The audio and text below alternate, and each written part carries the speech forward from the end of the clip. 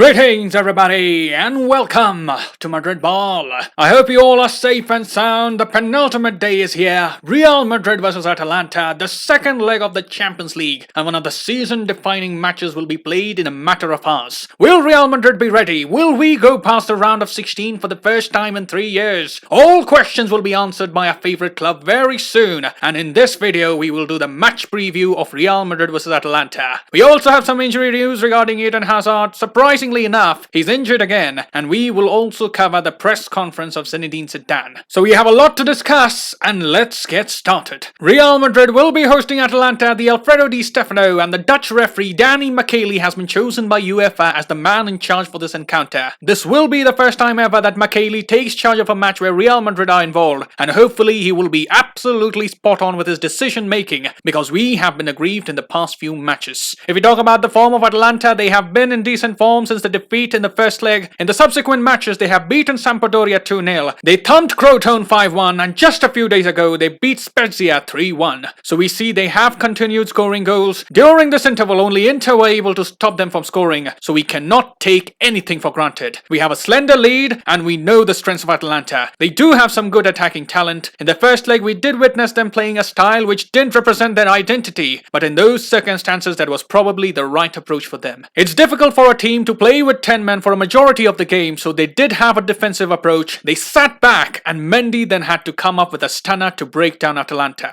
So it's very important that today we remain strong at the back. In the past few games, we have seen lapses of concentration from the defenders, but we have no room for error here. With the presence of Ramos, you would expect Real Madrid to be solid. His presence certainly gives us much more confidence, but as I have said before, the honor of Real Madrid is on the line, and we have to go past the round of 16. We are the elite club in this competition, and the Champions League is a trophy that defines the history of Real Madrid, and we must go out there, get the job done by any means necessary. Moving on, Real Madrid have revealed the squad list, and Eden Hazard again failed to make the cut, and Real Madrid have been very quick to provide the injury updates. They have reported that Hazard has been diagnosed with a muscular injury in the right psoas. This is an injury different from the previous one. The biology classes are back, as you can see here, and it's an absolute disaster for Eden Hazard and Real Madrid. About Hazard at this point, I really don't know what to say, and neither could Zidane explain anything about the injury in the pre-match press conference. Certainly the player is frustrated, and we the fans, every time we get a little bit optimistic about Hazard, all our hopes come crumbling down, and I can't even explain how disappointed I am this time. Initially there were some reports suggesting that he may be out for 4 to 6 weeks, but more recently Marca have come out with a report suggesting that Eden Hazard may undergo surgery once again as he continues to have issues with his left ankle. They say Hazard has never been comfortable since his last operation. He's consistently suffered with pain in his ankle, and the pain has only worsened in recent weeks. It's these ankle problems that are thought to be causing him muscular injuries, as they have been changing the way that he runs and moves in order to avoid discomfort. So if Hazard does go under the knife, he may be done and dusted for the season. And you consider the problems we have in our attack and the important matches that we have during this time frame, it's a major loss for Real Madrid. We will be getting more updates on the situation, but moving on, if we go back to talking about the squad, Casemiro is also going to be a major miss against Atalanta. He picked up a suspension due to excessive yellow card accumulation, and Zidane will have a major headache finding the right system and the right tactic in the absence of Casemiro. The problem is big because we know how important Casemiro has been for us this season. We know how important he is, not just in breaking up those counter-attacks, but also when the team struggles to score. He is the one playing almost like the second centre forward, and he has bailed us out many a times this season. So definitely he will be a very big miss, and it would be interesting to see what system Zidane deploys in the absence of Casemiro. Will he go with the 4-2-3-1, or will we see the 3 centre-backs returning for the game? We can only wait and see. And now let's hear what Zidane had to say in his pre-match press conference. Zidane, while previewing the match, said, "We are starting from the scratch. We have already played the first leg, but we know the return leg will be difficult. We haven't achieved anything yet, and we need to demonstrate a lot to go through this tie. We want to put in a great performance, but we mustn't dwell on the fact that we have already won the first leg." He further said, "It's our game tomorrow. We are only thinking about the match and the players are focused on it. It's a final. We know we have to put in a great performance to go through, and we know that we are playing against a very strong side with their strengths and their qualities." So again, Zidane is playing the final card, as you can see there, and then obviously Eden Hazard grabbed all the headlines in the interview. Zidane was asked for some thoughts on the latest injury, to which he responded, "Hazard is not fit to be with us, and I can't tell you any more. I can't explain these things to you. I hope it's not much, because because we have to be positive. He's a player who's never been injured much in his career, and this is a new situation for him. We are there for him, and we want him to get better.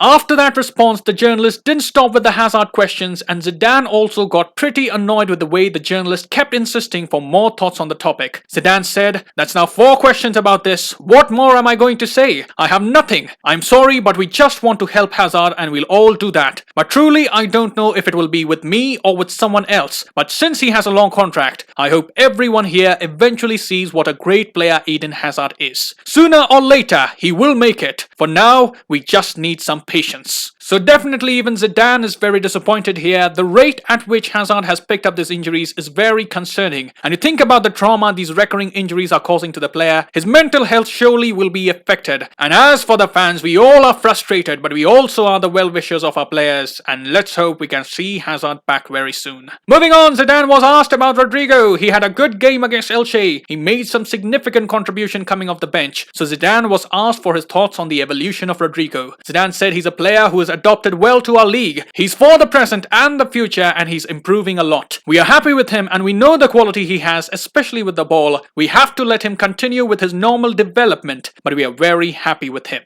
Finally, Zidane was questioned whether or not there is some problem with the medical services. Zidane replied, "We have very competent people here, people who are close to the players every day. Then there are things that you can't explain and we'll try to find out what is going on. But these are things that can happen in football. There was no preseason and there have been many matches, and these are things that happen in the head. But we have people who work here who are very good, and now we are getting some players back from the injury as well." So those were the final thoughts of Zinedine Zidane, and now let's move on to do the match predictions. This time I'm not really sure what lineup Zidane is going to go with, because without Casemiro, a change of system is very much possible. The 3 centre-back system is something that compensates for the absence of Casemiro, but the second option can also be the 4-2-3-1. The system was very effectively used by Zidane against Inter earlier in the season. Kroos and Modric can be the double pivot, and in the attacking midfield role we can either play Valverde or Isco. My choice would be Valverde, but Isco also makes a case for himself. He's comfortable playing in that free role, drifting in between the lines, linking the midfield and attack. But I will predict the midfield of Kroos, Modric and Valverde. Benzema will surely be there, but on either wing, will Asensio return? Or will we see the Brazilian duo? I am not quite sure. I think Asensio may return as he was rested in the game against Elche. And on the left, I'm just leaning towards Rodrigo, starting in his preferred position. Zidane does like to use Rodrigo in big games. We have seen that last season against Man City as well. So this is my predicted lineup, and as for my scoreline predictions, I predict Real Madrid 2, Atalanta 1. It's a massive game and we have to do our best, play with confidence, and if we can manage that, surely the results will follow. And that is all I have in this match preview. Do let me know how you're feeling ahead of this match. Are you nervous? Are you confident? Write your thoughts and your predictions in the comments below. I will see you soon. Till then, take care. Glory to Madrid. And as always, a la Madrid.